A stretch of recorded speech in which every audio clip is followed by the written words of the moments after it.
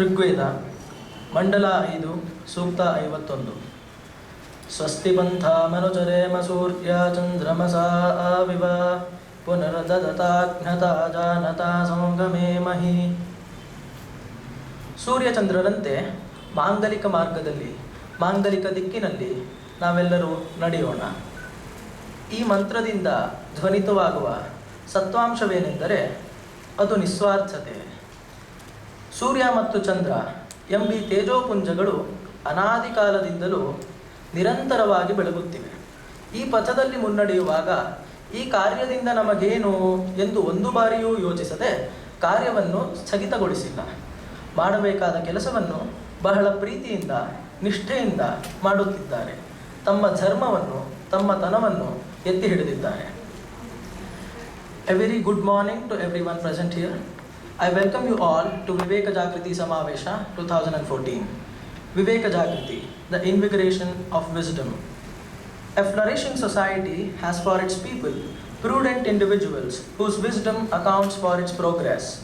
It is this sense of thoughtful discretion in matters of societal significance which forms the bedrock of Viveka Jagriti.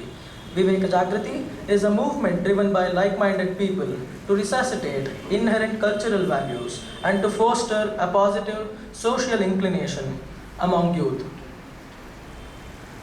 I would now like to invite the dignitaries to kindly come on stage and inaugurate Viveka Jagriti Samavesha 2014 to kindly inaugurate our seminar by lighting the lamp. Dr. B.K. Raghuprasad sir, please.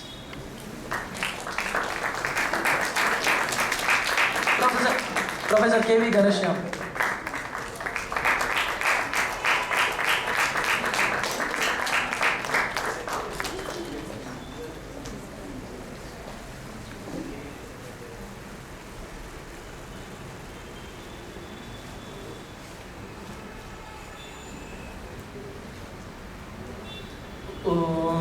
असतो मा सद्गमया तमसो मा ज्योतिर्गमया मृत्योर्मा अमृतंगमया. ओम शांति शांति शांति.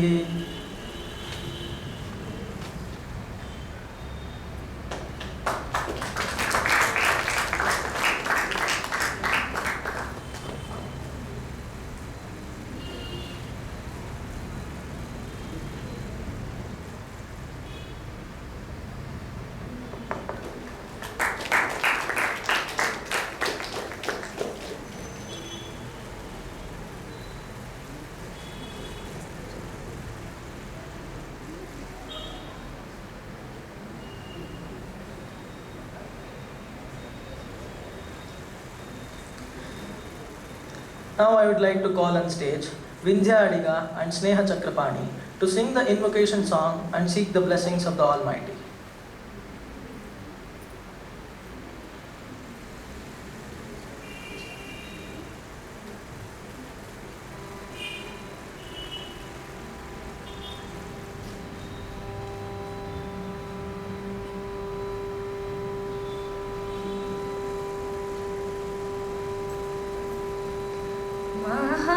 महागणपतिं मनसा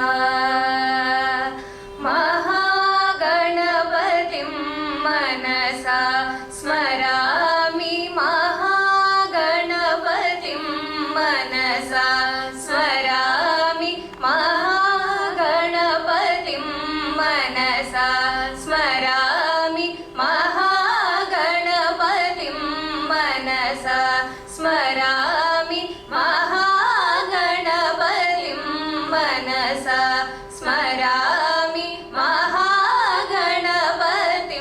मनसा स्मरामि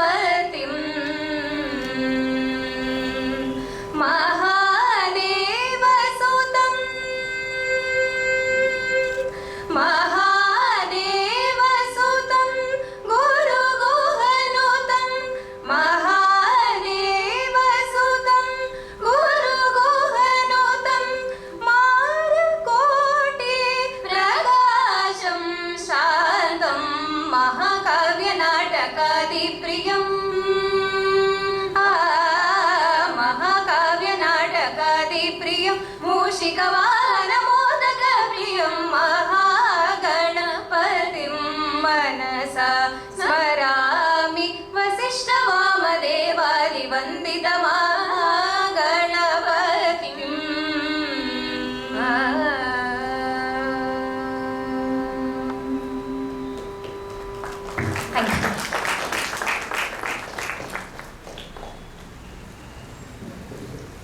ನಮ್ಮೆಲ್ಲರ ಪರವಾಗಿ ಪ್ರಾರ್ಥನೆಯನ್ನು ಮಾಡಿದಂತಹ ಇಬ್ಬರಿಗೂ ಸಹ ನಮ್ಮೆಲ್ಲರ ಪರವಾಗಿ ಧನ್ಯವಾದಗಳು. ವಿವೇಕ ಜಾಗೃತಿ ಈ ಕಾರ್ಯಕ್ರಮಕ್ಕೆ, ಈ ಒಂದು ದಿವಸದ ಸಮಾವೇಶಕ್ಕೆ ಎಲ್ಲರಿಗೂ ಸ್ವಾಗತ. ವಿವೇಕ ಜಾಗೃತಿ ಎಂಬತಕ್ಕಂತಹ ಈ ಸಮಾವೇಶದಲ್ಲಿ ಇಂದು ನಮ್ಮೊಡನೆ ಇರತಕ್ಕಂತಹ ಇಬ್ಬರು ಗಣ್ಯಮಾನ್ಯರನ್ನ ಪರಿಚಯ ಮಾಡಿಕೊಳ್ಳುತ್ತಾ ಭಾಗ್ಯ ನಂದಾಗಿದೆ. ವೇದಿಕೆಯ ಮೇಲೆ ವಿರಾಜಮಾನರಾಗಿದ್ದಾರೆ ಡಾಕ್ಟರ್ BK ರಘುಪ್ರಸಾದ್ ಅವರು. ಪ್ರಸ್ತುತ ಅವರು IAS-ನಲ್ಲಿ ಅಡ್ವೈಸರ್ ಆಗಿದ್ದಾರೆ. ಅವರ ವಿಸ್ತೃತ ಪರಿಚಯವನ್ನು ಆಮೇಲೆ ಮಾಡಿಕೊಡ್ತೇನೆ. ಕೆಳಗಡೆ ತುಂಬ ಸತಿ ಕರೆದ್ವಿ, ಮೇಸ್ಟ್ರು ಇಲ್ಲ ಆಮೇಲೆ ಬರ್ತೀನಿ ಅಂತ ಹೇಳಿ ತಮ್ಮ ಹಂಬಲ್ನೆಸ್ ಅಂತ ನಾವೇನು ಕರಿತೀವಿ ಅಂತಹದನ್ನು ಮೆರೆದಿದ್ದಾರೆ ನಮ್ಮ ಎಲ್ಲರ ನೆಚ್ಚಿನ ಮೇಷ್ಟ್ರಾದಂತಹ ಶ್ರೀ KVJ ಸರ್ ಅವರು. ಅವರಿಗೂ ಸಹ ಎಲ್ಲರ ಪರವಾಗಿ ಸ್ವಾಗತ.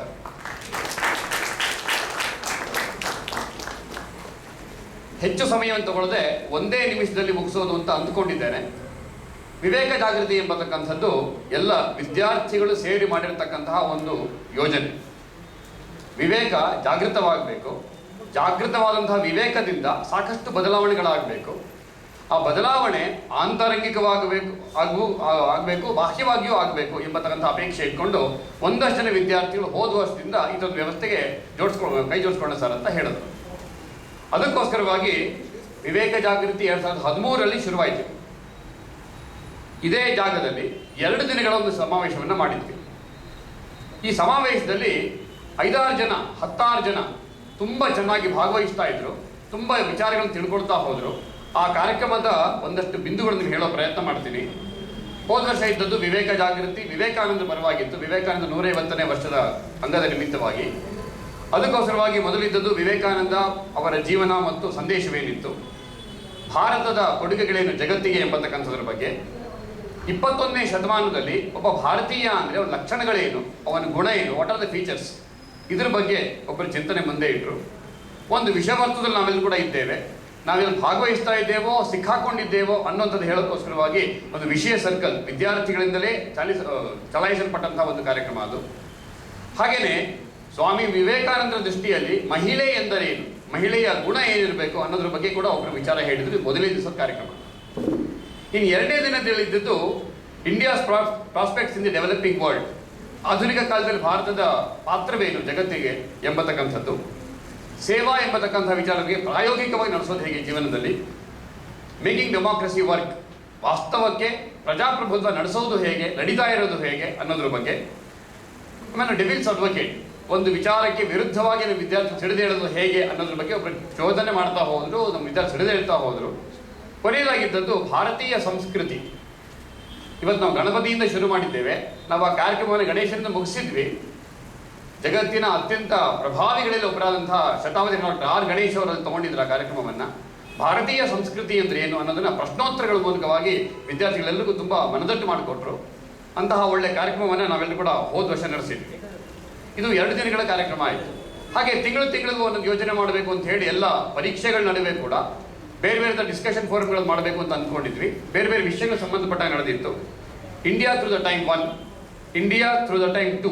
ಒಂದು ವೈಜ್ಞಾನಿಕವಾಗಿ ಭಾರತ ಎಷ್ಟು ಮುಂದೆ ಇತ್ತು ಮತ್ತು ಆರ್ಥಿಕವಾಗಿ ಭಾರತ ಎಷ್ಟು ಮುಂದೆ ಇತ್ತು ಅನ್ನೋ ಬಗ್ಗೆ 2 ಬೇರೆ ಬೇರೆ ಭಾಗಗಳಲ್ಲಿ ಈ ವಿಚಾರಗಳನ್ನು ನಾವು ತಿಳ್ಕೊಳ್ಳೋ ಪ್ರಯತ್ನ ಮಾಡಿದ್ವಿ. We shall not see from exploration, ನಮ್ಮ ಚಿಂತನೆಯ ಹರಿವನ್ನು ಜಾಸ್ತಿ ಮಾಡೋದು ಹೇಗೆ ಅನ್ನೋದ್ರ ಬಗ್ಗೆ ಇದ್ದಂತಹ ಒಂದು ಡಿಸ್ಕಷನ್ ಫೋರಮ್ ಅದು.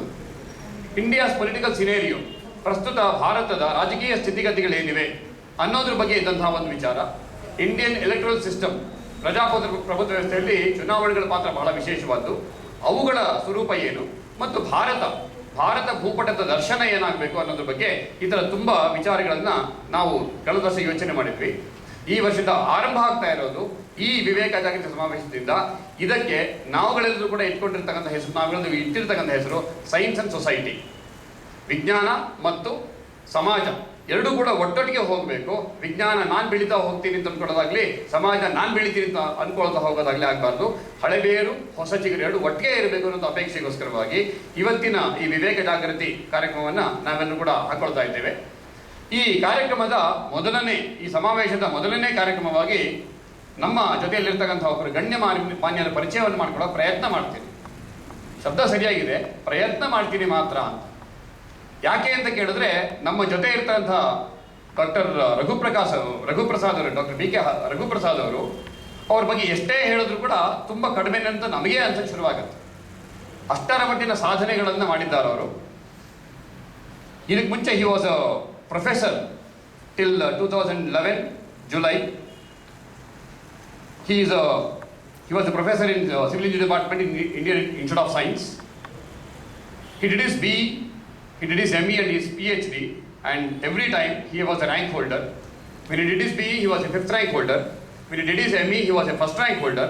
And he did his engineering, PhD in engineering from IISc Bangalore. His areas of research are fracture mechanics of concrete, structural dynamics, earthquake resistant design, finite element and boundary element methods. He also is a member of the American Society of Civil Engineers, American Society of Mechanical Engineers also. He has served in different faculties in the Indian Institute of Science. He has awarded more than 26 students for a PhD degree, and he has also helped the students gain a MSc degree for about 7 students or so. He has also guided those students who are bright stars today in the international arena. As far as his paper presentations are concerned, there are more than 50 of his presentations in international journals, more than hundreds in the local or in the national arena. These things show as to what is his capacity in his particular field. ಅಷ್ಟು ಮಾತ್ರ ಅಲ್ಲ, ಇಲ್ಲಿ ಜೊತೆ ಕೂತ್ಕೊಂಡಿದ್ದಾಗ ನಮ್ಮ ವಿದ್ಯಾರ್ಥಿ ಜೊತೆ ಮಾತಾಡ್ತಾ ಇದ್ದ ಹಾಗೆ ಈಗೆಲ್ಲ ಸ್ಟ್ರಕ್ಚರಲ್ ಇಂಜಿನಿಯರಿಂಗ್ ಎಲ್ಲ ವಿಚಾರ ಹೇಳ್ತಾ ನೋಡಿ ನಮ್ಮ ದೇಶ ಎಷ್ಟು ಚೆನ್ನಾಗಿತ್ತು ಅಂದ್ರೆ ಉಪನಿಷತ್ತಿನ ವಿಚಾರ ಕೂಡ ಎಷ್ಟು ಚೆನ್ನಾಗಿ ಹೇಳಿದ್ದಾರೆ. ನಮ್ಮ ಹುಡುಗರು ಬಂದು ಅವ್ರು ಹೇಳಿದಂಥ ಶಬ್ದ ಹೇಳ್ತೀನಿ ಸರ್, ಅವ್ರ ವಿಚಾರ ಕೇಳಿ ಕಳೆದೋದ್ವಿ ಸರ್ ನಾವು ಅಂತ. ನಮ್ಮ ಹುಡುಗರು ಬೇಗ ಅರ್ಥ ಇದೆ ಈ ಶಬ್ದಗಳು. ಆ ವಿಚಾರ ಕೇಳ್ತಾ ಏನು ಸರ್ ಇವರು, ಇದೂ ಗೊತ್ತಿದೆ ಅದೂ ಗೊತ್ತಿದೆ, ಆ ಥರ ಇರೋ ಸರ್ ಇವರು ಅಂತ ಹೇಳಿದಾಗ ನಮಗೆಲ್ಲರಿಗೂ ಬಹಳ ಸಂತೋಷ ಅಂತ ಆಗಲೇಬೇಕು. ಅಂತಹ ಒಬ್ಬರು ಮಹನೀಯರ ಜೊತೆ ಇದ್ದಾರೆ. ಅಂತಹ ಮಹನೀಯರು ಇವತ್ತಿನ ನಮ್ಮ ಈ ಕೀನೋಟ್ ಅಡ್ರೆಸ್ ಅನ್ನ ಕೊಡಬೇಕು ಅಂತ ನಾನು ಅವರಲ್ಲಿ ವಿನಮ್ರವಾಗಿ ಕೇಳ್ಕೊಳ್ತೀನಿ.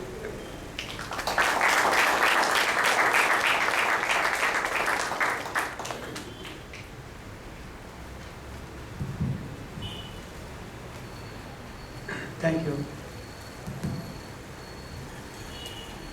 Dr. Professor Nagaraj. It is very nice, affectionate, pleasant introduction of mine. And ಮೊದಲಿಗೆ ನಾನು ಕನ್ನಡ ಸ್ವಲ್ಪ ಮಾತಾಡ್ತೀನಿ, ಕನ್ನಡ ಮಾತಾಡ್ತೀನಿ, ಆಮೇಲೆ ಇಂಗ್ಲೀಷ್. ಮೊದಲಿಗೆ ಇಲ್ಲಿ ಬಂದ ತಕ್ಷಣ ನನಗೆ ಒಂದು ರೀತಿಯ ಆನಂದವಾಯಿತು. ಅವತ್ತೊಂದು ಸಲ ಬಂದಿದ್ದೆ, ನಮ್ಮ ಶ್ರೇಯಸ್ ಎಲ್ಲರೂ ಇಲ್ಲ, ಅವ್ರು ಕರ್ಕೊಂಬಂದಿದ್ರು ಸಂಗೀತದ ಒಂದು ಪ್ರೋಗ್ರಾಮ್ ಇತ್ತು. ಬೇಕಾದ್ರೆ ಸ್ವಾಮಿ ವಿವೇಕಾನಂದ ಫೋಟೋ ನೋಡಿದ ತಕ್ಷಣ Swami Vivekananda at various stages of his life, ಅವ್ರ ಪರಿವ್ರಾಜಕ್ಕೆ ಸನ್ಯಾಸಿ ಆಯಿತಾಗ, ಅವ್ರು ಅಮೇರಿಕಾ ಹೋದಾಗ, ದಟ್ ಥ್ರಿಲ್ಡ್ ಮಿ. ಬಿಕಾಸ್ ನಾನು ಮುಂಚಿಂದ ವಿವೇಕಾನಂದ ಇನ್ ಆರ್ಡಿನರಿ ಲ್ಯಾಂಗ್ವೇಜ್ ಆಗಬೇಕಾ, ಆಮೇಲೆ ಫ್ಯಾನ್ ಆಫ್ ವಿವೇಕಾನಂದ ಅಂತ ಹೇಳಬೇಕು. ಅವ್ರ ಕಂಡ್ರೆ ಏನೋ ಒಂಥರ ಭಾಳ ಇಷ್ಟ ಆಗೋದು, particularly that photographers of Vivekananda when was in America. So ಇವತ್ತು ಹಾಗೆ ಆಯಿತು. ಅದು ಚಪ್ಪಲಿ ಅಲ್ಲಿ ಬಿಡೋಕ್ಕೂ ಇಷ್ಟ ಆಗಲಿಲ್ಲ, ಅವ್ರು ಫೋಟೋ ತೆಗೆ ಹಾಕಿಬಿಡಲಿ ಇದನ್ನೆಲ್ಲ ಬಿಟ್ಟಿದೆ.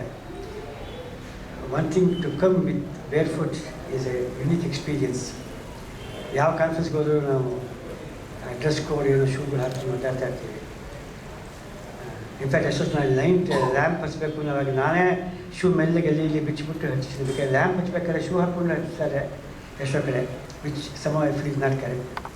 ಸೊ ಇವತ್ತು ಹೊರಗಡೆ ಬಂದಾಗಲೇ ಹಿಂಗೆ ಬಂದಾಗಲೇ ನಾಗರಾಜ್ ಅವ್ರು ಹೇಳ್ತಾ ಇದ್ದೆ, ಪ್ರೊಫೆಸರ್ ನಾಗರಾಜ್, ಭಾಳ ಆನಂದವಾಗಿದೆ, something unique.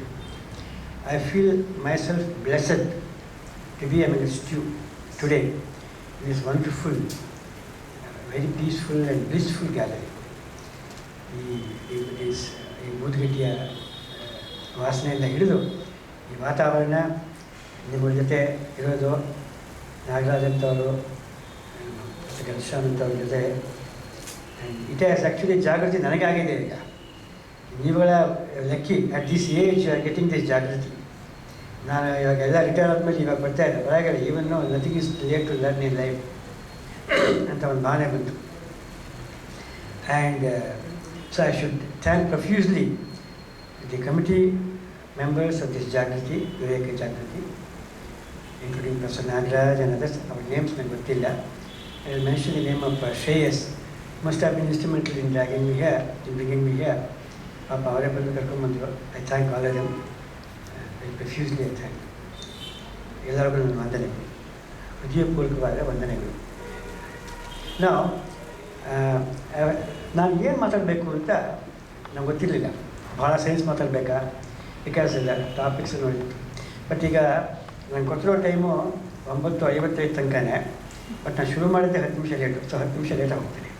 So don't think have cross my limits. And I try to all that I want to do is, ಇಂಥ ಒಂದು ಗ್ಯಾದರಿಂಗ್ನಲ್ಲಿ we can go very deep into any science because it's a very general gathering. And ಇಲ್ಲಿ I got students of various levels. ಪುಟ್ ಹುಡುಗನೂ ಇದ್ದಾನೆ. Very happy if you can go back with some interest in science. And I very happy to do that. ಈಗ ಏನಾಗುತ್ತೆ, one thing I tell you, maybe I be talking a little more than what I should be speaking because ಏನೋ ಬರ್ತಾ ಇತ್ತು ಮನಸ್ಸು ಹಂಗೆ. ಇಂಥ ಗ್ಯಾದರಿಂಗ್ಗಳು ಏನಾಗುತ್ತೆ, ನಾವೆಲ್ಲ ವಯಸ್ಸಾಗಿರೋರು, I am a retired fellow. Very often of course young people bursting with enthusiasm, great energy.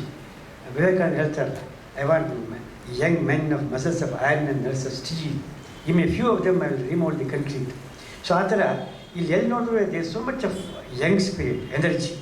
ಆ ಎನರ್ಜಿನ ಚಾನಲೈಸ್ ಮಾಡಬೇಕು ಒಳ್ಳೆಯ ಕಡೆಗೆ. ಅದು ಇದು ಈ ಜಾಗ. ಬರೀ ಸೈನ್ಸ್ ಹೊಡ್ಕೊಂಡ್ಬಿಟ್ಟು ಒಂದು ಗುಡ್. ಈಗ ಸಿವಿಲ್ ಇಂಜಿನಿಯರಿಂಗ್ PhD ಮಾಡೋದೇನೋ, ಸಂಸ್ಕೃತ ಎಲ್ಲ ಒಂದೇ. PhD ಮಾಡೋದು ಎಲ್ಲ ಸಬ್ಜೆಕ್ಟ್ಗಳು ಅಷ್ಟೇ ಇದೆ.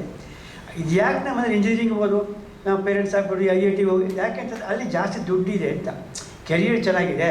ನೀನು ಸ್ಟಾರ್ಟಪ್ ಗೂಗಲ್ ಸೇರ್ಕೊಂಡ್ಬಿಟ್ರೆ 40 ಲಕ್ಷ ಸಿಗುತ್ತೆ. This is common language, that's good. That is how any person thinks in the world. We have to live comfortable ಇನ್.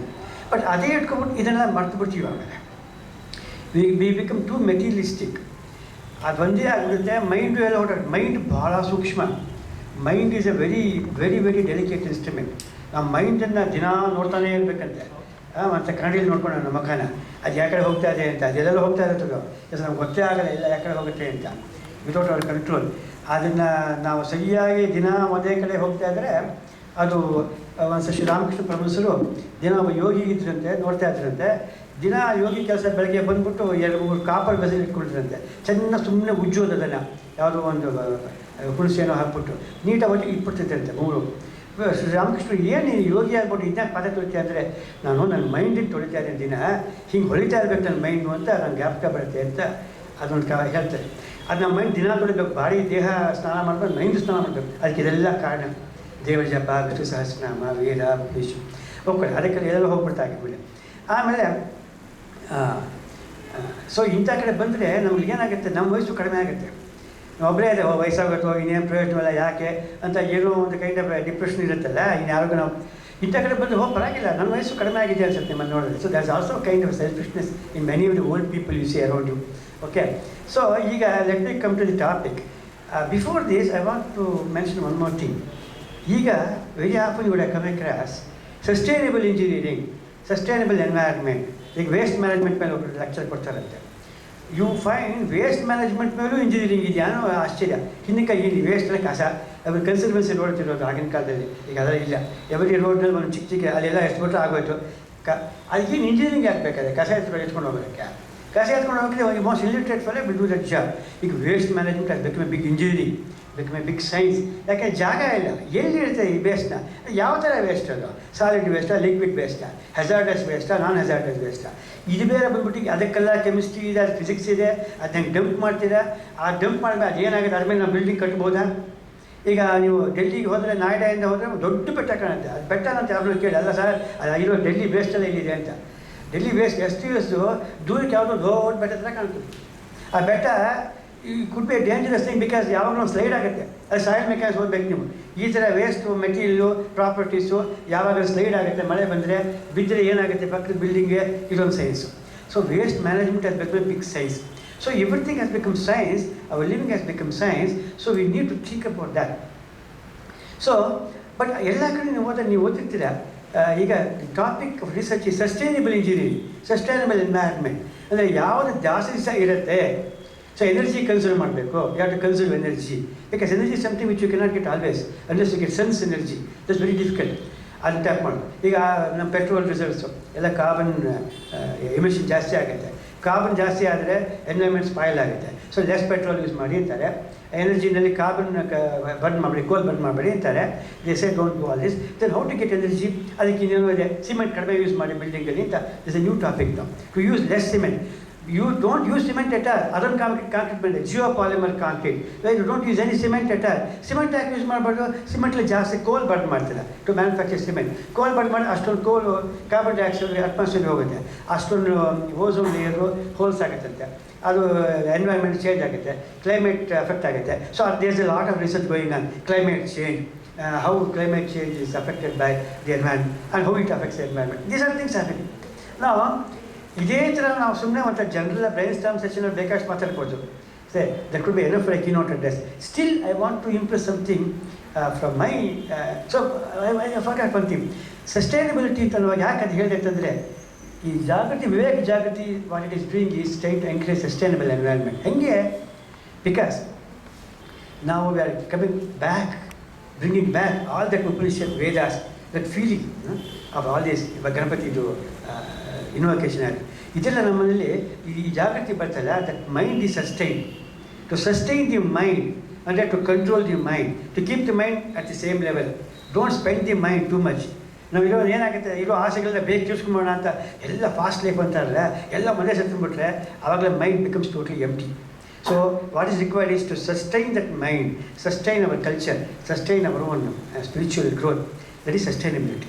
ಅದಕ್ಕೆಲ್ಲ ಈ ಥರ ಕೇಂದ್ರಗಳು, ಈ ಥರ ಅಸೆಂಬ್ಲಿಗಳು, ಈ ಥರ organisations are very important. And another thing is, other 2 minutes, ಇನ್ನೂ 10 ನಿಮಿಷ ಟೈಮ್ ಇದೆ. ವಿವೇಕಾನಂದರು ಇಲ್ಲಿ ನಾವು ನೋಡ್ತಿದ್ದೀನಿ ಫೋಟೋನ. I want to connect Vivekananda with science in sense that ನಮ್ಮ Tata institute, Indian institute of science, ನಿಮಗೆ ಎಷ್ಟು ಜನ ಗೊತ್ತಿಲ್ಲ, ನಂಗೆ ಗೊತ್ತಿಲ್ಲ. ಸೊ ವಿವೇಕಾನಂದ ಅದಕ್ಕೆ ಕಾರಣ. So Vivekananda was travelling to Chicago, ಆ ದೊಡ್ಡ ಲೆಕ್ಚರ್ ಕೊಡಬೇಕು ಅಂತ. ಆಗ in the same ship in Tokyo he met Jamshedji Tata, the very first Tata, not the other. He is the great grandfather of the present Tata. ಅವ್ರ ವಿಗ್ರಹ ನೋಡ್ತಾರೆ. Tata institute ನೀವು ಬಂದರೆ, ಸೊ ಜಮ್ಶೆಡ್ಜಿ ಟಾಟಾ ಅವ್ರ ವಿಗ್ರಹ ಕಾಣುತ್ತೆ, statue. He met Jamshedji Tata. Jamshedji Tata was going to Manchester. ಅವ್ರೇನೋ steel ಆಮೇಲೆ ಟೆಕ್ಸ್ಟೈಲ್ ಬಿಸ್ನೆಸ್ ಎಲ್ಲ. Then Vivekananda had his own, wonderful extempore and that spiritual force.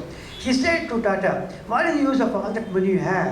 Go and spend it in the country on a good cause, maybe education. Open a big research institution of education in the country. Go do it. ಅಂತಂದ್ರಂತರು. Then ಅವ್ರು ಹೇಳಿದ್ದು ರಭಸ, ಹೇಳಿದ್ದು force ಎಷ್ಟಿತ್ತು ಅಂತಂದರೆ, Tata got reform, ಹೀಗಾಟ್ ಏನೇನು ವಿಷಯ ಮಾಡಬೇಕು ಅಂತ ವಾಪಸ್ ಬಂದ ಮೇಲೆ Jamshedji Tata bequeathing his properties, 1/3 of it to cause of education. He had two sons, 1/3 to one son, 1/3 to another, 1/3 to education. ಇನ್ನೇನು ಅಷ್ಟೊಂದು ಸ್ಯಾಕ್ರಿಫೈಸ್ ಮಾಡಿದ್ರು. ಟಾಟಾ ಇನ್ಸ್ಟಿಟ್ಯೂಟ್ ಶುರು ಆದಮೇಲೆ ಇರಲಿಲ್ಲ ಪಾಪ ಅವರು. He could not see the beginning of Tata Institute. He was such a great man, philanthropist, a man without self. ಶುರು ಮಾಡಿದ್ರು. ದೆನ್ ಬೆಂಗಳೂರು ಲಾಬೇಕು ಅಂತ ಯೋಚನೆ ಮಾಡಿರಲಿಲ್ಲ. At that point of time English people all there. even Nivedita had some role to play in drawing the plans of the Institute of Science in England. England library ಇವಾಗಲೂ ಇದೆಯಂಥದ್ದು. Many of the plans, early plans of IISc, Indian Institute of Science. But ಏನು ಬೇರೆ plan ಎಲ್ಲ ಆಯಿತು, Britishers ಎಲ್ಲ ಇದ್ದರು. They want to find out where to locate IISc, Indian Institute of Science. ಆಗ ರೂರ್ಕಿನಲ್ಲಿ ಭಾಳ ಹಳೆ ಕಾಲದ ಇನ್ಸ್ಟಿಟ್ಯೂಷನ್ಸ್ ಇನ್ನೂ ಇದೆ. ಆಗ ಥಾಮಸನ್ ಕಾಲೇಜ್ ಅಂತ, ಇಟ್ ವಾಸ್ ಸಮ್ವೇರ್ ಇನ್ 1850, 1860 ಶುರು ಆಗಿದೆ. ಸೊ ಈ Roorkee was considered to be a place where education was going on well. So they said Roorkee is the best place. ಇನ್ನೊಂದು ಕಾರಣ they said Roorkee, Delhi, all these places are known for extreme climates. Extreme cold during winter, extreme hot during summer. They felt this best and this is better than any other environment to keep people always alert ಅಂತ.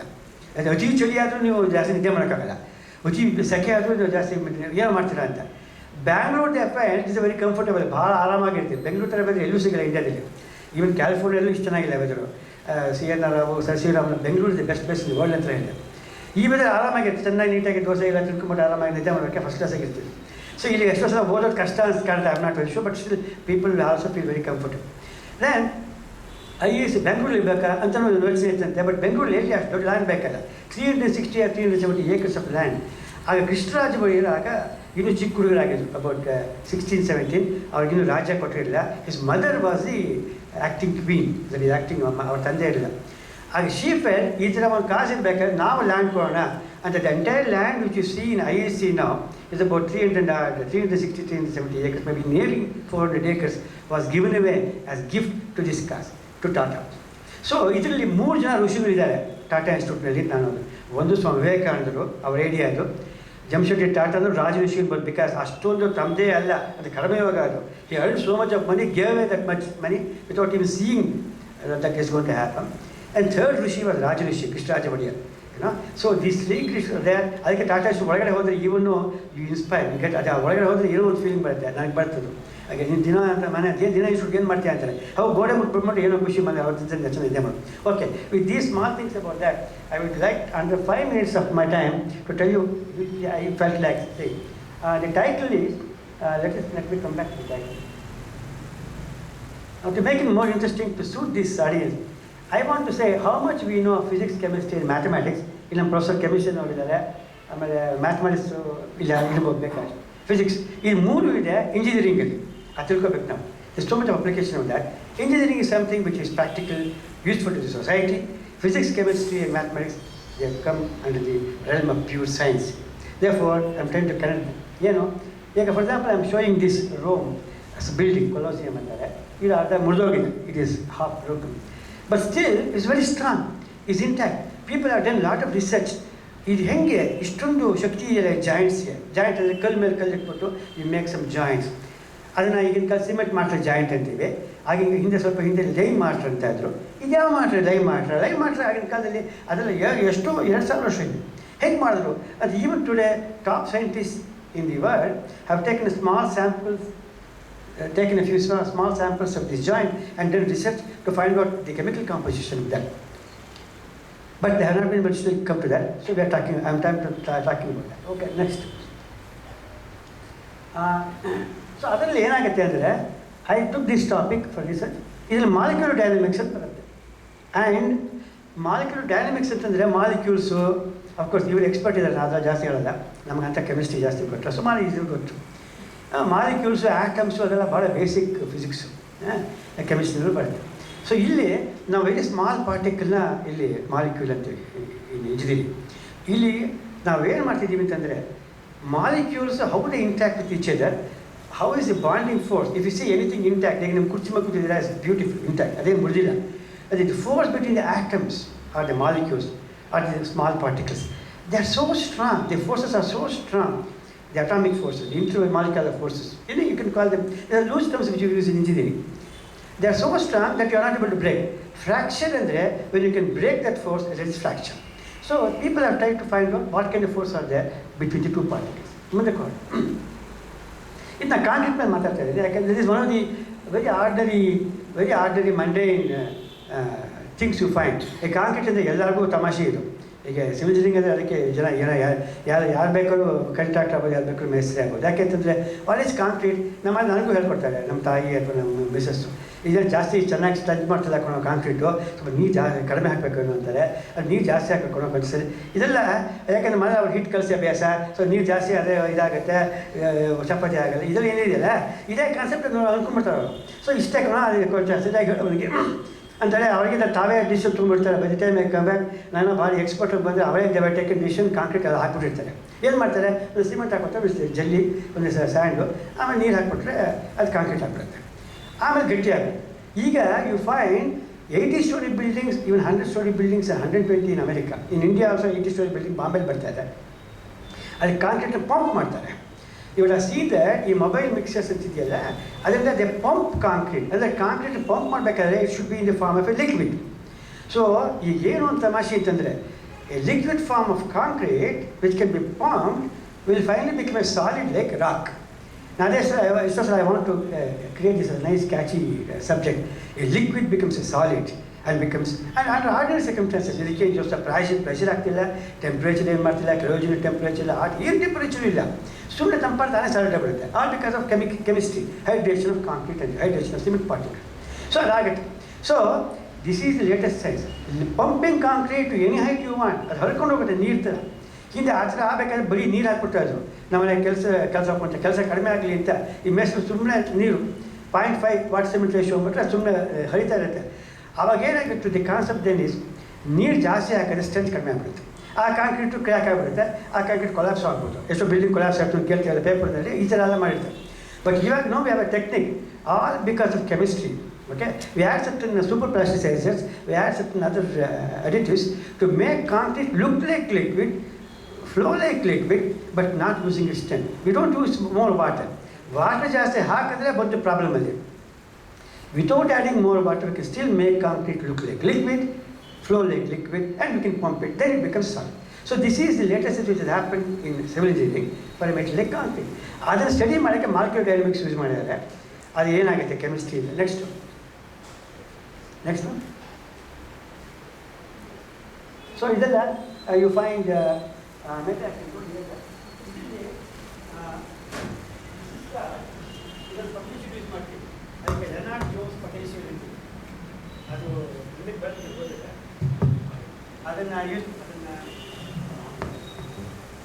ಅದನ್ನು use ಮಾಡಿಕೊಂಡು study ಮಾಡ್ತೀವಿ. ಅಂದರೆ this tell you the intermolecular forces ಅದು ಹೆಂಗೆ ಜಾಸ್ತಿ ಆಗ್ಬಿಟ್ಟು ಇದು ನೆಗೆಟಿವ್ ಆಗುತ್ತೆ ಮತ್ತು ಪಾಸಿಟಿವ್ ಆಗುತ್ತೆ, ಆಮೇಲೆ ಕಡಿಮೆ ಆಗುತ್ತೆ.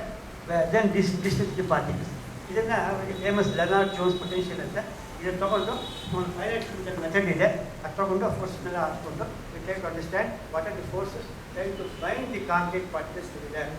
ನೆಕ್ಸ್ಟ್ ಹಾಗೆ ನೋಡ್ತಾ ಇದ್ದೀವಿ ಪಿಕ್ಚರ್ನ ಅಷ್ಟೇ, ಜಾಸ್ತಿ ಡೀಟೇಲ್ಸ್ ಹೋಗುತ್ತೆ. ಇದರಲ್ಲಿ ವಾಪಸ್ ಬನ್ನಿ ರೋಮನ್ಸ್ ಇದ್ರ ಬರುತ್ತೆ. Romans produce concrete with more aluminium and less silicon. ಅಷ್ಟೊಂದು ಈಚೆ ಬಂತು, ಜಾಸ್ತಿ ಅಲ್ಯೂಮಿನಿಯಂ ಹಾಕಿದ್ರೆ ಬರುತ್ತೆ. ಇದರಲ್ಲಿ calcium aluminium silicate hydrate is extremely good binder. Next ಅಂದರೆ ಅದಕ್ಕೆ ಭಾಳ ಶಕ್ತಿ ಇದೆ. ಎಷ್ಟು ಅಲ್ಯೂಮಿನಿಯಂ ಹಾಕಬೇಕು, ಎಷ್ಟು ಇದಾಗಬೇಕು ಅಂತ ಭಾಳ ಕೆಲಸ ಮಾಡಿ. All this came out this molecular dynamics and ಇದು 10th point of view remember all this ಇದೆ. ಆ್ಯಂಡ್ ಸೊ ಇದರಲ್ಲೆಲ್ಲ ಏನಾಗುತ್ತೆ, ಒಂದು ಮೇಲೆ ನೋಡ್ತೀರಾ PhD ಅಂದರೆ ಪಾರ್ಟಿಕಲ್ ಸೈಜ್ ಡಿಸ್ಟ್ರಿಬ್ಯೂಷನ್ ಇದೆ. ಪಾರ್ಟಿಕಲ್ ಸೈಜ್ ಅಂತಂದರೆ ಹೆಂಗೆ ಡಿಸ್ಟ್ರಿಬ್ಯೂಟ್ ಆಗುತ್ತೆ ಪಾರ್ಟಿಕಲ್. ಸುಮ್ಮನೆ ಏನೋ ಸಿಮೆಂಟು ಏನೋ ಸ್ಯಾಂಡ್ ಹಾಕ್ಬಿಟ್ರೆ ಏನೂ ಆಗಿದೆ. ದೇರ್ ಅ ಸೈಜ್ ಇದೆ. Then water cement ratio, then reaction mechanism, particle shape is very important. ಸುಮ್ಮನೆ ಸ್ಯಾಂಡ್ ಈಗ ಸ್ಯಾಂಡ್ ಸಿಗೋದು ರೇರ್ ಈಗ. You find lot of politics in sand. People are using mud as sand because you don't find sand. There is a big legislation around Delhi that you should not vary any sand from river. River sand, take to river course change ಆಗ್ತದೆ. Because it takes so much of sand out of our own selfishness. They have changed the very course of the river. They have to be better controlled. So environmental affect ಆಗ್ತದೆ. So ಅದಕ್ಕೆ and ಸಿಗೋದು ಬೇಡ. ಮುಂದಕ್ಕೆ ನೀರು ಇದಕ್ಕೆ clean water ಕಾಣ್ತೀವಿ, ಅದು ಸಿಗೋದು ಬೇಡ. Build structure you do not know. So all of you think of civil engineering, think of building a house without concrete. Very good. So ಇದೆಲ್ಲ ಬೇಕಾಗುತ್ತೆ. Then all the diffusion ಎಲ್ಲ ಬರುತ್ತೆ. So much of chemistry are particle. Okay, next.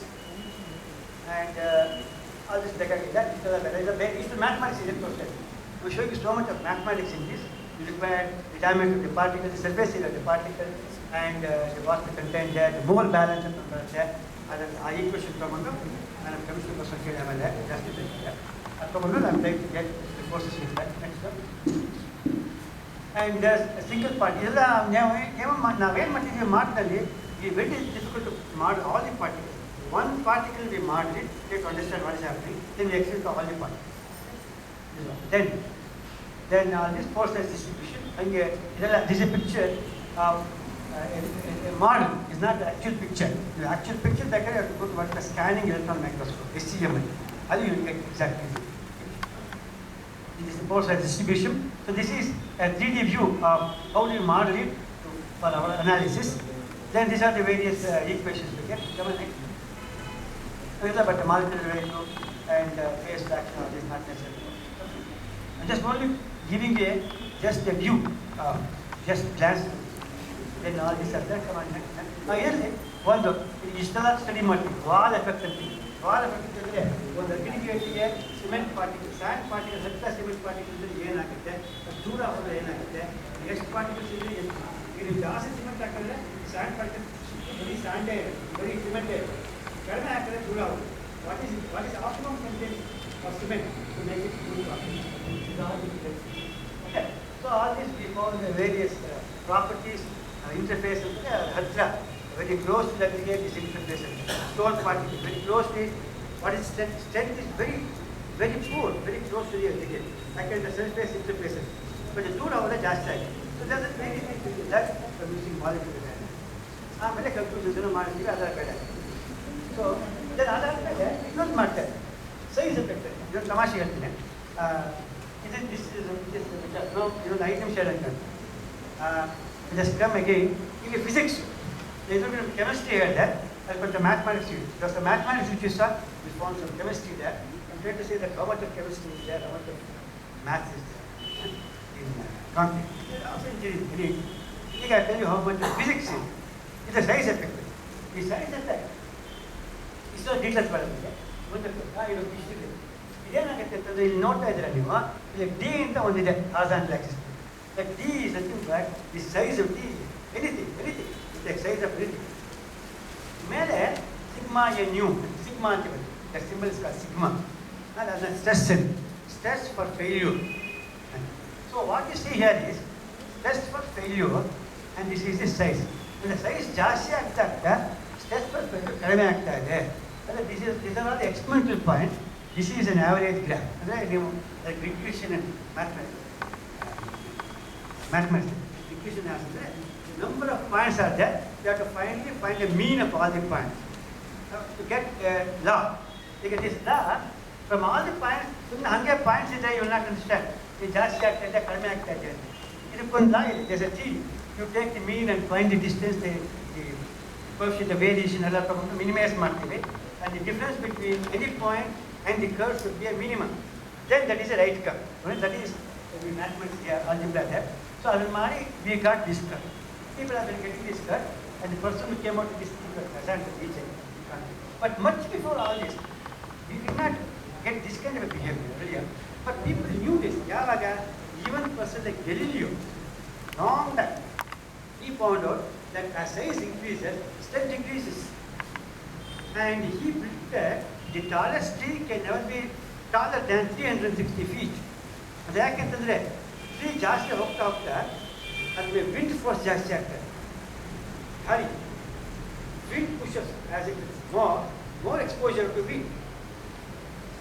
Surface area, exposure to wind pressure into the area, reciprocal force. So that becomes more.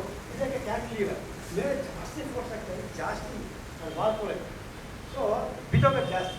So then ಅದಕ್ಕೇನಾಗಬೇಕು, ಬೇರೆ ಇರಬೇಕಾದ್ರೆ gardens create ಮಾಡಬೇಕು. You come to see, you find one thing beautiful like that, roots. The roots are so well designed by God that there are like this, non-finished has more, because depth is more, they are holding it. Non-finished have the hurt, and finished has the resistance less, non-finished. So, keep on God, trees, roots, ಎಷ್ಟು ತನಕ ಹೋಗ್ಬೋದು, what is the maximum strength in the roots. So, and we found out, predicted the height and the But this is true. You go to California, find the tallest of the trees.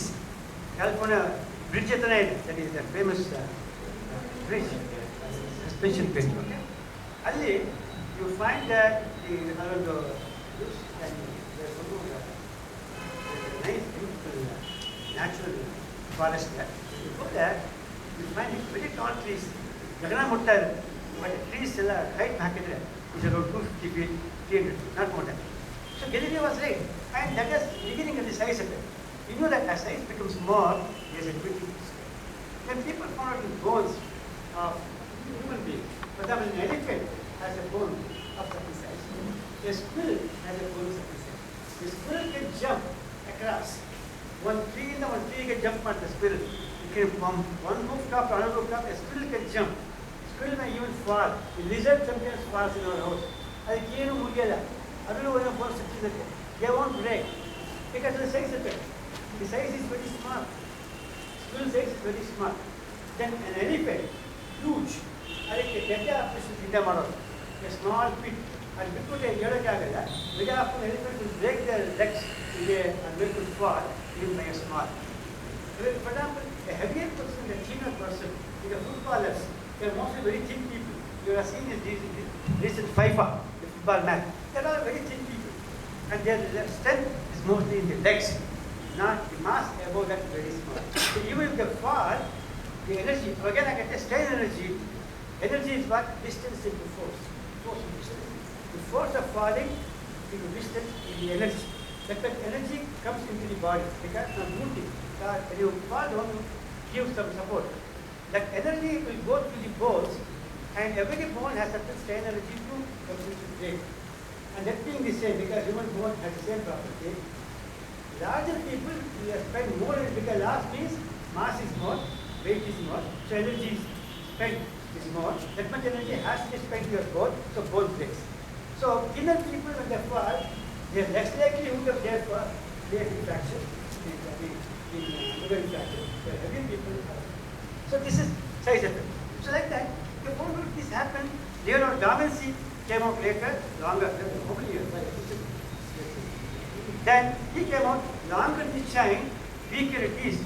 Andre probability concept. Andre, if you take a very long chain, there will be some 1,000 links. Then if you have more links, then the probability of at least one link being substandard, weak.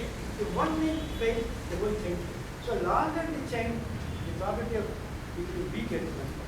Okay, like a small gathering. Just small gathering. Suppose in this small gathering, I want to find out who could be the next Nobel Prize winner. Difficult for me to take that. Suppose you take the Bangalore city, it is still difficult. Take the entire India, it's difficult. Take the entire world, easy. There is somebody there. So if the larger the sample space, greater the probability of predicting whatever you want. So this is the size. So all this came, and finally in concrete they said, deeper the B. You can't just say it's always safe. Sumne jasti mara padapto, the last concrete hakuntaralla, one should be careful. It's a whole concept. Now the size becomes more and more. The strength, the inherent strength becomes smaller. So you need to keep an eye on that. So that is size. Maybe you should have the time has come. So I will not, maybe some more interesting drafts are there. So I think I should not exceed my time. So with that, I think I don't think I can give you a very deep picture of that. I don't think I've done justice for that. But studying says that all that could happen in this is just executive science and engineering, just to give the innovation of wisdom, innovation of interest in science, interest in engineering, and along with this, sustaining humanity, education, data, wonderful, and God bless you all. Thank you very much.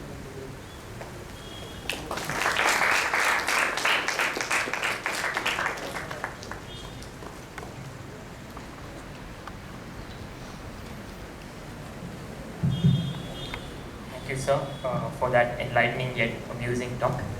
I would like to request K.V. Ghanshyam sir to kindly come on stage and present Raghu Prasad sir with a small token of our gratitude.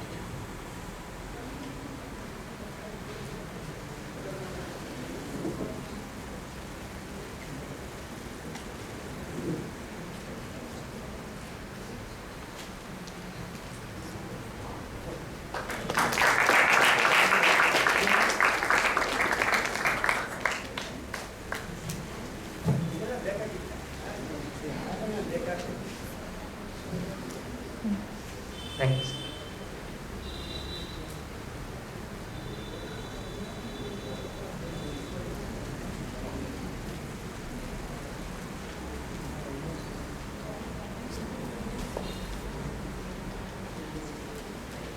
A round of applause, please, for Raghu Prasad.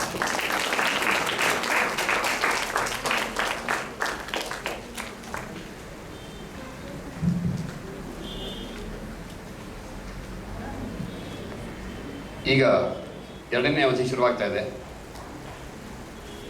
ಪರಿಚಯಕ್ಕೋಸ್ಕರ ಪರಿಚಯ, ಮತ್ತೊಮ್ಮೆ ಒಂದು ಕನ್ನಡಿಯಲ್ಲಿ ಆನೆಯನ್ನು ತೋರಿಸಿದಂತೆ ಅಂತ ಪರಿಚಯ ಮಾಡಿಕೊಟ್ಬಿಡ್ತೀನಿ, ಆಮೇಲೆ ಗೊತ್ತಾಗತ್ತೆ ನಮ್ಗೆ ಯಾವ ಶಬ್ದ ಹೇಳ್ತಿದ್ದೀವಿ ಅಂತ.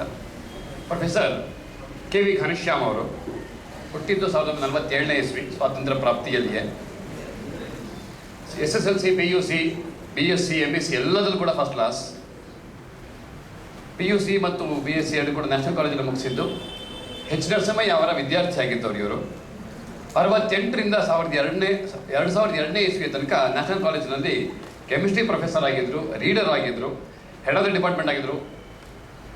2002-03ರಲ್ಲಿ BV ಜಗದೀಶ್ ಸೈನ್ಸ್ ಸೆಂಟರ್ನ ಸೆಕ್ರೆಟರಿ ಕೂಡ ಆಗಿದ್ದರು. ಸುಮಾರು 60ಕ್ಕಿಂತ ಹೆಚ್ಚು ವೈಜ್ಞಾನಿಕ ವಿಚಾರಗಳ ಬಗೆಗೆ 60ಕ್ಕಿಂತ ಹೆಚ್ಚು ವೈಜ್ಞಾನಿಕ ಲೇಖನಗಳನ್ನು ಮತ್ತು ಭಾಷಣಗಳನ್ನು ಬೇರೆ ಬೇರೆ ಕಡೆ ಮಾಡಿದ್ದವರು. ಆಲ್ ಇಂಡಿಯಾ ರೇಡಿಯೋದಲ್ಲಿ ಕೂಡ 1977 ಇಸ್ವಿ ಕೂಡ ಜೋಡಿಸ್ಕೊಂಡಿದ್ದಾರೆ ಈ ಕೆಲಸಕ್ಕೋಸ್ಕರವಾಗಿ. 5 ಪುಸ್ತಕಗಳನ್ನು ಬರೆದಿದ್ದಾರೆ, ತಮ್ಮದೇ ಆದಂತಹ ಒಂದು ಬಯೋಗ್ರಫಿ ಸಹಿತ ಸೇರಿಸಿಕೊಂಡಂತೆ. ಸೈನ್ಸ್ ಆರ್ಟಿಕಲ್ಸ್ ಕೂಡ ಅನೇಕ ಸೈನ್ಸ್ ಆರ್ಟಿಕಲ್ಸ್ ಕೂಡ ಕನ್ನಡದಲ್ಲಿ ಬರೆದಿದ್ದಾರೆ. ಇವರ ಇನ್ನೊಂದು ವಿಶೇಷವಾದಂತಹ ಹಾಬಿ ಅಥವಾ ಹವ್ಯಾಸ ಅಂದರೆ ಟ್ರೆಕ್ಕಿಂಗ್. ತುಂಬ ಕಡೆ ಹೋಗಿ ಬಂದಿದ್ದಾರೆ. ಇಷ್ಟೆಲ್ಲ ಏನೇನೇ ಹೇಳಿದ್ರು ನಮಗೆಲ್ಲ ಗೊತ್ತಿರ್ತಾರೆ KVG ಸರ್ ಇಷ್ಟೆಲ್ಲ ಏನೇ ಡೀಟೇಲ್ಸ್ ಕೊಟ್ಟರು ಅದೆಲ್ಲ ಬಿಡಿ ಸರ್, ಅವೆಲ್ಲ ಬಿಡಿ ಸರ್, ಯಾರ ಬಗ್ಗೆ ಹೇಳಿದ್ರು KVG ಸರ್ ಸಾಕು ಸರ್ ನಮಗೆ.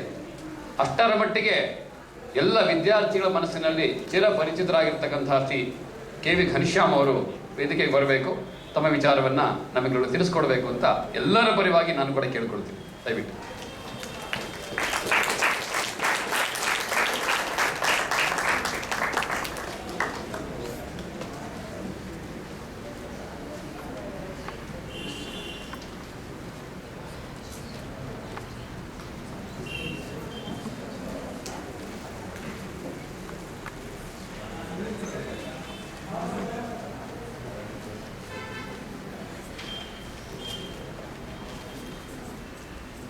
ಇಲ್ಲಿ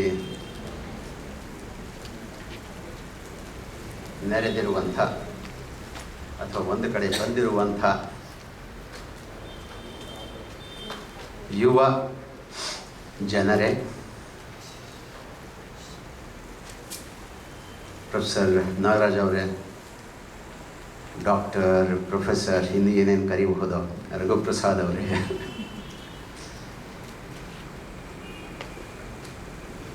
ಈ ಶ್ರೇಯಸ್ಸು ನನ್ನ ಓಲ್ಡ್ ಸ್ಟೂಡೆಂಟ್. ಈ ಸ್ಟೂಡೆಂಟ್ಸ್ ಹತ್ರ ಸ್ವಲ್ಪ ಕೇರ್ಫುಲ್ ಆಗಿರಬೇಕು. ಜಾಸ್ತಿ ಸದರ ಕೊಟ್ಟರೆ ಸ್ವಲ್ಪ ಹೀಗೆ ಆಗೋದು. ಸೊ ಬಂದ್ಬಿಟ್ಟು ಸರ್ ಭಾಷಣ ಮಾಡಬೇಕು ಅಂತ ಹೇಳಿದೆ. ಅಂದರೆ ನಾನು ಕ್ಲಾಸಲ್ಲಿ ನನಗೆ ಕೇಳಿದ್ದೀರಾ ಬೇಕಾದಷ್ಟು? ಇಲ್ಲ ಸರ್ ಅದೇ ಬೇಕು ಸರ್ ನಮಗೆ. ಸರಿ, ನಿಮ್ಮ ಇಷ್ಟ, ನಿಮ್ಮ ಕಷ್ಟ, ನಿಮ್ಮ ಕರ್ಮ, ನಾನು ಮಾತಾಡ್ತೀನಿ, ಬರ್ತೀನಿ ಅಂತ ಹೇಳಿ. ಇಲ್ಲಿ ಕೆಲವು ಪರಿಚಿತ ಮುಖಗಳು ಇದ್ದಾವೆ. ಅವರಿಗೆ ನನ್ನ ವಿಷಯ ಚೆನ್ನಾಗಿ ಗೊತ್ತಿರುತ್ತೆ, ಗೊತ್ತಾಯ್ತಲ್ವಾ, ಚೆನ್ನಾಗಿ ಗೊತ್ತಿರುತ್ತೆ ಅಂತ. ಸೊ ಆದರೂ ಕೂಡ ಸ್ವಲ್ಪ ಧೈರ್ಯ ಮಾಡಿ ಮಾತಾಡ್ತಾ ಇದ್ದೀನಿ. ಸೊ ಮೊದಲನೇದಾಗಿ ಯಾಂಕರಿಂಗ್ ಓದಿದ್ದು ಮಾಡಿದೆ. ಏನು ವಾಯ್ಸು ನಿಮ್ಮದೆಲ್ಲ, ನಮ್ಮ ವಾಯ್ಸು ನಮ್ಗೆ ಅದು ನೋಡಿದ್ರೇ ಒಂಥರ, ನನ್ನ ವಾಯ್ಸ್ ಕೇಳಿದ್ರೆ ನಿಮ್ಗೆ ಏನು ಅನಿಸುತ್ತೋ ಗೊತ್ತಿಲ್ಲ. ಅಫ್ಕೋರ್ಸ್ ನನ್ನನ್ನು ನೋಡಿದ್ರೆ ಇನ್ನೂ ಹೋಪ್ಲೆಸ್ ಆಗಿರ್ಬೋದು, ಅದಕ್ಕಿಂತ ವಾಯ್ಸ್ ಬೆಟರ್ ಇರ್ಬೋದು. ಸ್ವಲ್ಪ ಎಷ್ಟು ಒಳ್ಳೆ ವಾಯ್ಸು, ಎಷ್ಟು ಚೆನ್ನಾಗಿ ಮಾತಾಡ್ತೀರಾ ಕನ್ನಡದಲ್ಲಿ. ಸಂಸ್ಕೃತ, ನಾನು ಸಂಸ್ಕೃತದಲ್ಲಿ ಇಲ್ಲಿವರೆಗೂ ಈ ಬರೆಯೋಕ್ಕೆ ಬರಲ್ಲ ನನಗೆ. ಇಲ್ಲಿವರೆಗೂ ಅಂದರೆ ಮುಂದೆ ಬರುತ್ತೆ ಅಂತ ಅಂದ್ಕೋಬೇಡಿ. ಇನ್ನೊಂದು, ಇಂಡಿಯನ್ ಇನ್ಸ್ಟಿಟ್ಯೂಟ್ ಆಫ್ ಸೈನ್ಸ್ ಪ್ರಪಂಚದ ಎಲ್ಲ ಕಡೆಗೂ ಹೋಗಿ ಬಂದವರು ರಘುಪ್ರಸಾದ್. ಅದು ಏನೇನು ಅವಾರ್ಡ್ಗಳು ಬಂದಿದ್ದಾವೋ ಹೇಳಿಲ್ಲ. ಇದಾದ ಮೇಲೆ, ನಂದಾದ ಮೇಲೆ ಪ್ರೊಫೆಸರ್ KJ ರಾವ್, KJR ಅಂತಿದೆ, ನನ್ನ ಮೇಷ್ ಅವರು ಇಂಟರ್ನ್ಯಾಷನಲ್ ಫೇಮ್ ಸೈಂಟಿಸ್ಟ್. ಅವರು I have been sandwiched between these two people, great people. ಹಾಗಾಗಿ ನನ್ನ ಭಾಷಣ ಸ್ವಲ್ಪ ಕೊರೆತ ಅಂತ ಅನಿಸಿದ್ರೆ ಎಕ್ಸ್ಕ್ಯೂಸ್ ಮೀ. ನನ್ನ ಹೆಸರಲ್ಲೇ ಇದೆ ಕೆ ಅಂದರೆ ಕೊರೆತ ಅಂತ, ಕೊರೆಯೋದು ಅಂತ. KVG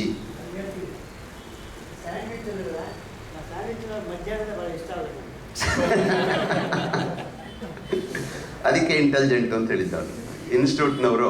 ನಾನು ಇನ್ಸ್ಟಿಟ್ಯೂಟ್ ಒಳಗೆ ಇಲ್ಲಿವರೆಗೂ 4-5 ಸಾರಿ ಹೋಗಿದ್ದೀನಿ. ಈಗ ಹೋದ್ರೆ ಅವ್ನು ಸೆಕ್ಯೂರಿಟಿ ಅವ್ನು ಕೇಳ್ತಾನೆ, ಬರಬೇಡಿ ಇಲ್ಲಿ ಅಂತಾನೆ. ಅಷ್ಟೇ ನನ್ನ ವಿದ್ಯೆ, ನನ್ನ ಇದು. ಅದಕ್ಕೆ ಓಕೆ, ನೀವು ಎತ್ಕೋತಾ. ನಾನು ಇಂಥ ಕಡೆಗೆ ಯಾಕೆ ಬರ್ತೀನಿ ಅಂತ ಹೇಳಿದ್ರೆ, ಒಂದು, ನಾನು ಎಷ್ಟು ಸಣ್ಣವನು ಅಂತ ಗೊತ್ತಾಗುತ್ತೆ ಇಲ್ಲಿಗೆ ಬಂದರೆ. ದೊಡ್ಡವರೆಲ್ಲ ಬಂದಿರ್ತಾರೆ, ಎಷ್ಟು ಚೆನ್ನಾಗಿ ಮಾತಾಡ್ತಾರೆ. ನಾನು ಕಂಪ್ಯೂಟರ್ ಇಲ್ಲಿಟ್ರೇಟು. ಕೇಳಿದ್ರೆ ನೀವು ಪಾಪ ಕಲ್ಲೊಡಿತೀರೇನೋ, ಇಲ್ಲಿ ಸಿಕ್ಕಲ್ಲ, ಹಾಗಾಗಿ ಧೈರ್ಯವಾಗಿ ಹೇಳ್ತಾ ಇದ್ದೀನಿ. ನನಗೆ ಪಿ ಪಿ ಟಿ ಅಂದರೆ ಪ್ರಿಸಿಪಿಟೇಟ್ ಅಂತ ಅಷ್ಟೇ ಗೊತ್ತಿರೋದು. ನನಗೆ ಪವರ್ ಪಾಯಿಂಟು ಆ ಥರದ್ದೆಲ್ಲ ನನಗೆ ಸ್ಪೆಲ್ಲಿಂಗೂ ಗೊತ್ತಿಲ್ಲ ನನಗೆ. ಪ್ರಿಸಿಪಿಟೇಟ್ ಕೆಮಿಸ್ಟ್ರಿ ನಾನು ಪ್ರಿಸಿಪಿಟೇಟ್, ಪಿ ಪಿ ಟಿಗೆ ಪ್ರಿಸಿಪಿಟೇಟ್ ಅಂತೀವಿ ಅಷ್ಟೇ. ಇಲ್ಲಿ ಬಂದ ಕೂಡಲೇ ನೀವು ಗಣೇಶನ ಸ್ತುತಿಯನ್ನು ಮಾಡಿದ್ರಿ, ಅದರದೇ ಶ್ಲೋಕ ಹಾಡುಗಳನ್ನು ಹಾಕಿದ್ರಿ. ಇದು ನೋಡಿದ ಮೇಲೆ ನಾನು ಪಾಪ ಹಾಗೆ ಹೇಳಬೇಕೇನೋ ಅಂತ ಅನ್ನಿಸ್ತಾ ಇದೆ. ಯಾಕೆಂದರೆ ಇಲ್ಲೇ ನಾವನ್ನೇ ಬೇರೆ ಅಂತ ಅಂದ್ಕೊಂಡ್ಬಿಟ್ಟಿದ್ರೆ. ರಾಜರತ್ನಂ ಅವರು ಒಂದು ಕಡೆಗೆ ಹೇಳ್ತಾರೆ, ಅವರ ಪುರುಷ ಸರಸ್ವತಿ ಅಂತ ಒಂದು ಪುಸ್ತಕ ಇದೆ, ಆ ಪುರುಷ ಸರಸ್ವತಿ ಒಳಗೆ ಹೇಳ್ತಾರೆ ಗಣೇಶನ ಬಗ್ಗೆ. ನೋಡಿ ಅವರು ಗಣೇಶನ ಹೇಗೆ ಸ್ತುತಿ ಮಾಡ್ತಾರೆ ಅಂತ. ರಾಜರತ್ನಂ ಹೆಸರು ಕೇಳಿರ್ಬೋದು ನೀವು. ಕೈಲಾಸಂ ಅವರ ಶಿಷ್ಯರಲ್ಲಿ ರಾಮರಾಯರು, ರಾಜರತ್ನಂ, ಕೆ ವಿ ಅಯ್ಯರ್ 3 ಜನ ಪ್ರಸಿದ್ಧರು. ಕೈಲಾಸಂ ಹೆಸರು ಕೇಳಿದಿರಲ್ವಾ? ಕೈ ಇಲ್ಲದವರಲ್ಲ, ಕೈಲಾಸಂ ಅಲ್ಲ, ಕೈಲಾಸಂ ಟಿಪಿ ಅವರ ಶಿಷ್ಯರಲ್ಲಿ ಅವ್ರು ಹೇಳ್ತಾರೆ, ಪುರುಷ ಸರಸ್ವತಿ ಒಳಗೆ ಹೇಳ್ತಾರೆ, ಕಂಟು ಕಾವ್ಯದ ಮಸಿಯ ದೌತಿಯ, ಮಸಿ ಅಂದರೆ ಇಂಕು, ಕಂಟು ಕಾವ್ಯದ ಮಸಿ